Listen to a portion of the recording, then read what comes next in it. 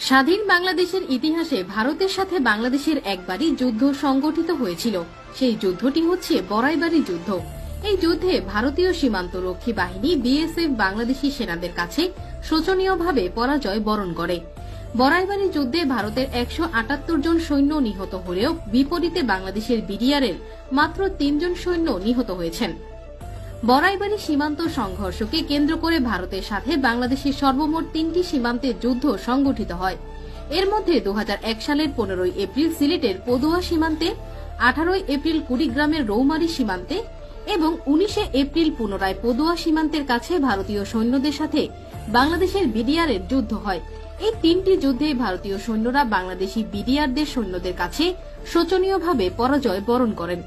কিন্তু প্রশ্ন হলো, কেন ভারতের সঙ্গে বাংলাদেশের এই রক্তক্ষয়ী যুদ্ধ সংগঠিত হল? ঠিক কি কারণে ভারতীয় বাহিনী বাংলাদেশের বড়াইবাড়ি গ্রাম দখল করতে আক্রমণ চালায়? ভারতের সাথে বাংলাদেশের বড়াইবাড়ি যুদ্ধ সংগঠিত হওয়ার লম্বা একটা পটভূমি রয়েছে। 1971 সালে বাংলাদেশ স্বাধীন হওয়ার পর থেকেই ভারতীয় সীমান্তরক্ষী বাহিনী বিএসএফ বাংলাদেশ সিলেটের পাদুয়া সীমান্ত এলাকায় নানা ধরনের অবৈধ কর্মকাণ্ড চালিয়ে আসছিল। এক পর্যায়ে ভারতীয় বিএসএফ সৈন্যরা রাতের আধারে বাংলাদেশের পাদুয়া সীমান্ত দখল করে নেয় এবং সেখানে একটি অস্থায়ী সেনা ঘাঁটি নির্মাণ করে। বাংলাদেশের মাটিতে ভারতীয় সেনা ঘাঁটি স্থাপনের খবরটি গ্রামবাসীরা বিডিআরের কাছে পৌঁছে দিলে বিডিআরের সৈন্যরা ভারতের বিরুদ্ধে তেলে বেগুনে জ্বলে ওঠে। বাংলাদেশের বিডিআর সৈন্যরা যে কোনো মূল্যে বাংলাদেশের পাদুয়া সীমান্ত এলাকা ভারতের দখলমুক্ত করতে দৃঢ় সংকল্প করেন। বাংলাদেশের সার্বভৌম এলাকার ওপরে ভারতীয় বিএসএফ এর এইরকম আচরণের প্রেক্ষিতে বিডিআর জওয়ানরা ভারতের ওপর ক্ষুব্ধ হয়ে ওঠে। বিডিআর সৈন্যরা পাদুয়া গ্রামটি ভারতের দখলমুক্ত করতে বিএসএফ এর ঘাঁটিতে অভিযান পরিচালনার সিদ্ধান্ত গ্রহণ করে। এপ্রিলের 15 তারিখ গভীর রাতে বিডিআর এর তৎকালীন মহাপরিচালক মেজর জেনারেল ফজলুর রহমানের নির্দেশে 400 জন বিডিআর সৈন্য পদুয়ার অভিযানে অংশগ্রহণ করে এবং বিডিআর এর সৈন্যরা পাদুয়ার ভারতীয় বিএসএফ ক্যাম্প ঘেরাও করে ফেলে। সে সময় পাদুয়া ক্যাম্পে ভারতীয় বিএসএফ এর প্রায় 70 জনের মতো সৈন্য ছিল, কিন্তু বাংলাদেশের বিডিআর সৈন্যদের মাত্র 6টা গুলি ফায়ার করার পরপরই বিএসএফ এর 70 জন সৈন্য বিডিআর এর কাছে নিঃশর্ত আত্মসমর্পণ করেন এবং বিডিআর পদুয়া ক্যাম্পের পূর্ণ নিয়ন্ত্রণ নিয়ে নেয়। পাদুয়া যুদ্ধে বাংলাদেশের বিডিআর এর কাছে পরাজিত হওয়ার পর বিডিআর এর ওপর প্রতিশোধ নিতে মরিয়া হয়ে ওঠে বিএসএফ। এই ঘটনার 2 দিন পর পাদুয়া থেকে 800 কিলোমিটার দূরে বাংলাদেশের বড়াইবাড়ি সীমান্ত দিয়ে ঢুকে বিডিআর এর ঘাঁটিতে ভারী অস্ত্রসহ হামলা চালায় বিএসএফ। এজন্য তারা আসামের গুয়াহাটি থেকে কয়েকশো বিএসএফ আর বিভিন্ন অস্ত্রশস্ত্র আনা হয় বাংলাদেশের বড়াইবাড়িতে আক্রমণ করার জন্য।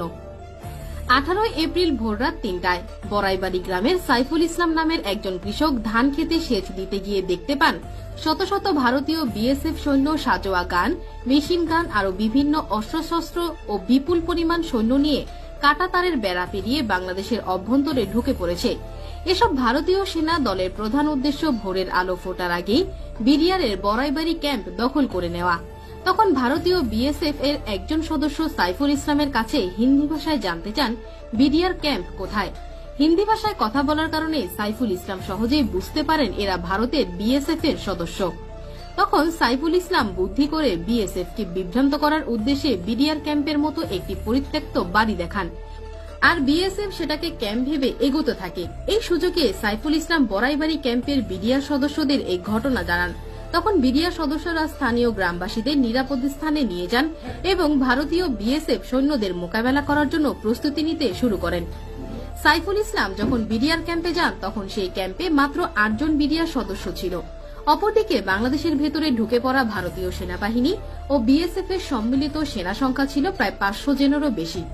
ভারতীয় সেনাদের তুলনায় বাংলাদেশের বিডিআর সৈন্য সংখ্যা অতি নগণ্য হলেও কিন্তু বিডিআর এর প্রতিটি সৈন্যর মনে ছিল অসীম সাহস, আর সেই সঙ্গে দেশের প্রতিটি ইঞ্চি মাটি রক্ষা করার দৃঢ় সংকল্প। এদিকে বিএসএফ সদস্যরা সাইফুল ইসলামের দেখানো পরিত্যক্ত বাড়িটিকে বিডিআর এর ক্যাম্প মনে করে বাড়ির মধ্যে এলোপাতাড়ি ফায়ারিং শুরু করে, কিন্তু পরক্ষণেই বিএসএফ সদস্যরা বাড়িটির ভেতরে গিয়ে দেখেন সেখানে কোনো বিডিআর সদস্য নেই।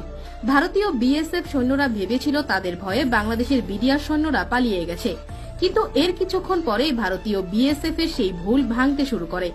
তারা বুঝতেই পারেনি বাংলার দামাল ছেলেরা কখনো পালিয়ে যাবার পাত্র নয়।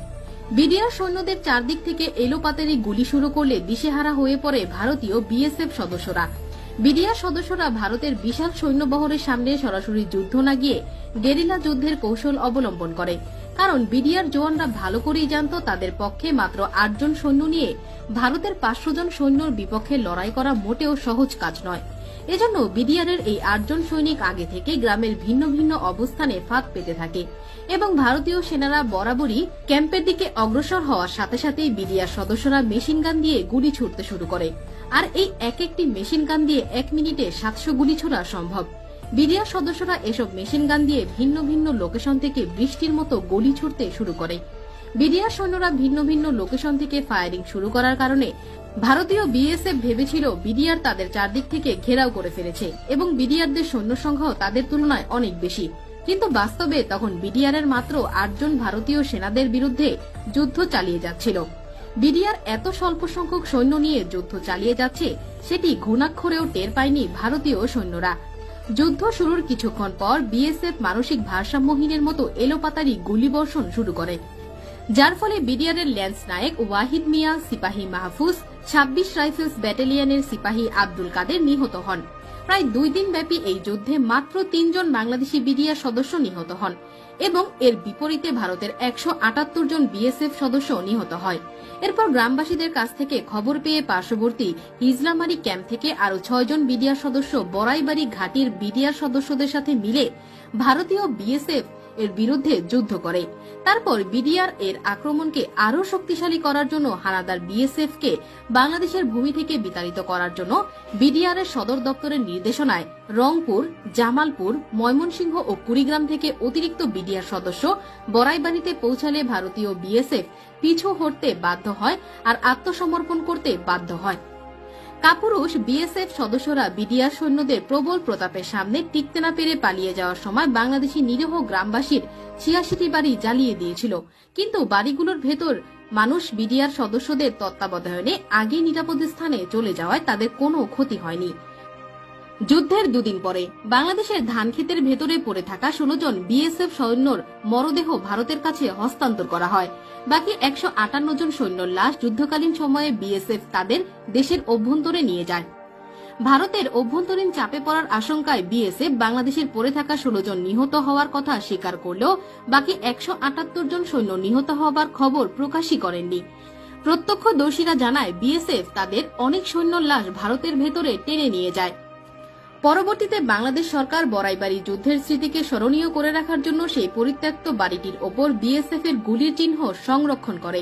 স্ক্রিনে দেখানো বাড়িটির ওপর আপনি গোলাকৃতির যে চিহ্নগুলো দেখছেন, এটাই হচ্ছে পরিত্যক্ত বাড়িটির ওপর বিএসএফ এর গুলির চিহ্ন। এমনকি বাংলাদেশ সরকার নিহত 3 জন বিডিআর এর সৈন্যদের সম্মানে একটি স্মৃতিসৌধ ও নির্মাণ করেন। কুড়িগ্রামের বড়াইবাড়ির মানুষ আজও নিহত এসব বিডিআর সৈন্যকে শ্রদ্ধা ভরে স্মরণ করে। সরকারি হিসাবে যুদ্ধের কারণে সে সময় প্রায় 2 কোটি টাকার সম্পদ ক্ষতিগ্রস্ত হয়। পরবর্তীতে দিল্লি এবং ঢাকার মধ্যস্থতায় বিষয়টি মীমাংসিত হয় এবং যুদ্ধ সমাপ্তি লাভ করে। রৌমারীর ঘটনার পর মেজর জেনারেল ফজলুর রহমানকে বিডিআর এর প্রধানের পদ থেকে সরিয়ে সেনাবাহিনীতে ফেরত আনা হয়।